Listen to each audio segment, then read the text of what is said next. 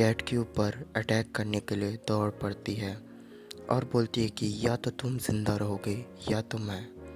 And cat जैसे ही पलटती है उसके ऊपर टीचर लियांग अपनी शॉट से अटैक कर देती है, जिसके बाद हम देख पाते हैं कि बच्चे उन लोगों दोनों की फाइट्स को देख रहे होते हैं कि तभी टीचर लियांग की नज़र दो लोगों के ऊपर पड़ तीन लोगों के ऊपर पड़ती है।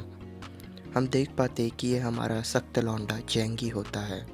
टीचर लियांग बोलती है कि है तुम तीनों, क्या तुम मेरी मदद कर सकते हो इस कैट को मारने में। एंड जेंगी सोच में पड़ जाता है और बोलता है कि हमें इस मैटर में पढ़ने की कोई ज़रूरत नहीं है, हम यहाँ शिंग को खोजने आए हैं। और चुल्ले बोलता है भाई हमको उसकी मदद करनी चाहिए।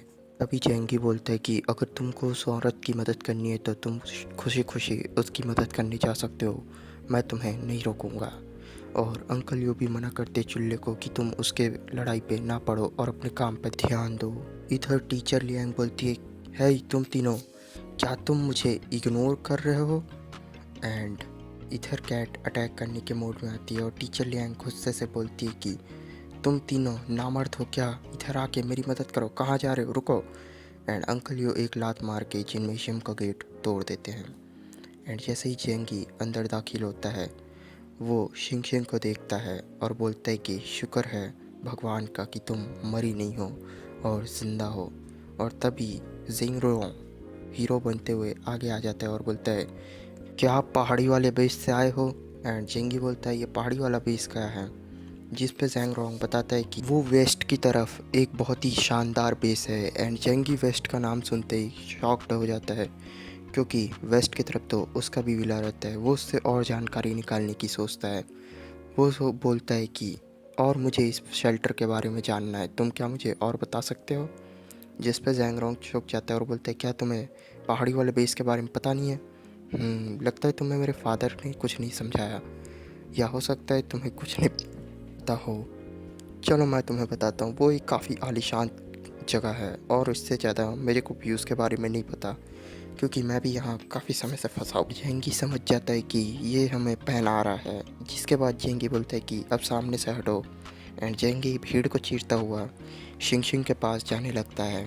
भी अंकल यू को और चुल्ले को काफ़ी लोग बोलते कि हमें भी बचा लो, प्लीज़ हमें बचा लो। एंड वो दोनों एम्बैरेस होने लगते हैं। तभी एक लड़की आके बोलती है प्लीज़ क्या आप मुझे सेव कर सकते हैं। एंड जेंगे इधर शिंग शिंग के पास पहुंच जाता है और पूछता है क्या तुम ही शिंग शिंग हो। एंड वो बोलती है हाँ मैं ही हूँ। उनकी बोलता है कि मुझे तुम्हारी बहन यांगमी और जुओ ने भेजा है। जिसके बाद शिंग शिंग बोलती है मुझे यकीन नहीं हो रहा है कि यह आदमी मुझे बचाने के लिए यहाँ तक आ गया। और तभी जेंगी उसे ले जा रहा होता है कि शिंग शिंग उसे बोलती है कि 1 मिनट वेट करो, आप मेरी मदद कर सकते हैं। एंड जेंगी बोलता है हाँ क्यों नहीं। तभी शिंग शिंग बोलती है कि क्या आप वो मेरी टीचर की फ़ाइट और कैट की फ़ाइट रुकवा सकते हैं। एंड उधर टीचर कैट से लड़ी रही होती है और शिंग शिंग बोलती है कि प्लीज़ उन दोनों को रोक दीजिए। एंड जेंगी बोलता है बस इतनी सी बात, ये तो मैं बाएं हाथ का काम है। एंड जेंगी बोलता है कि अंकल यू चुल्ले आ जाओ, हमें और दूसरा काम है। एंड वो दोनों जहाँ फाइट हो रही होती है उसके पास पहुँच जाते हैं। एंड जेंगी अपने डायमेंशन पावर का यूज़ करता है और कुछ बर्फ़ को ऊपर लगा के चुल्ले से बोलते हैं कि अब जल्दी से इन सभी को गिरा दो। एंड वहाँ से पहाड़ी खसकने के कारण काफ़ी सारे स्टोन्स नीचे गिरने लगते हैं, जिसके कारण टीचर और कैट की फ़ाइट वहीं पास स्टॉप हो जाती है।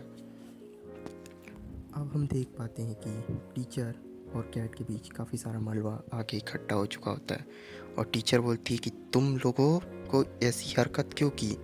एंड तभी जेंगी बोलता है तुम ही तो हमसे मदद मांगी थी तो हमने मदद की। एंड टीचर लियांग बोलती है कि मैंने तुमसे मदद तब मांगी थी जब वो कैट मुझ पे हावी थी, और अगर तुम बीच में नहीं आते तो मैं अभी तक उस कैट को मार डालती।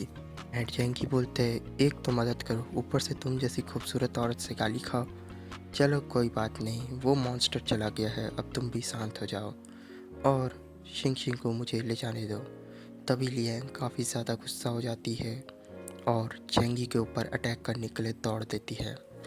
जेंगी गोल्ड डिगर गन निकाल चुका होता है और सीधा उस पर फायर कर देता है, पर हम देख पाते कि टीचर लियांग उस गोली को 2 टुकड़ों में काट देती है।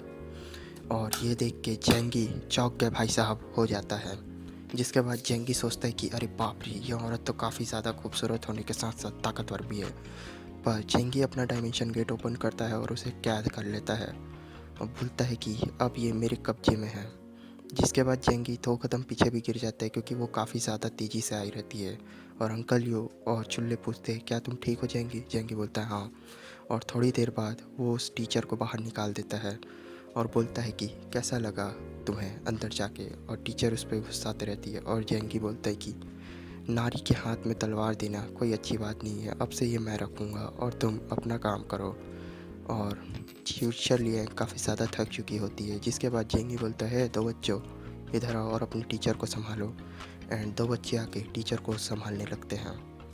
तभी जेंगी फिर से शिंग शिंग के पास जाने लगता है और बोलता है कि मैं यहाँ शिंग शिंग को लेने आया हूँ, मुझे ये कमांड मिला है। एंड टीचर लियांग बोलती, क्या तुम हम सभी बच्चों को नहीं ले जा सकते? जिसके बाद सभी उससे रिक्वेस्ट करने लगते हैं और वो बोलता है कि नहीं, मुझे जो कमांड मिला है मैं वही करूँगा। और काफ़ी बच्चे हताश हो जाते हैं, वो बोलते हैं कि हम पैसा देंगे, हम ये देंगे। टीचर लियांग बोलती है कि इन मासूम बच्चों को देखो, ये हमारा कल है। एंड जेंगी बोलता है कि ऐसे अपोकलिप्स में कल होना क्या बात है, ये बच्चे हिल के खुद खाना भी नहीं ला सकते, ये तुम पर डिपेंड करते हैं। और यहाँ सभी बच्चे शॉक्ड होकर देख रहे होते हैं। एंड जेंगी बोलते हैं कि ऐसे धरती के बोझों को ज़िंदा रहने का कोई हक नहीं है और मैं यहाँ सिर्फ शिंग शिंग के लिए आया हूँ।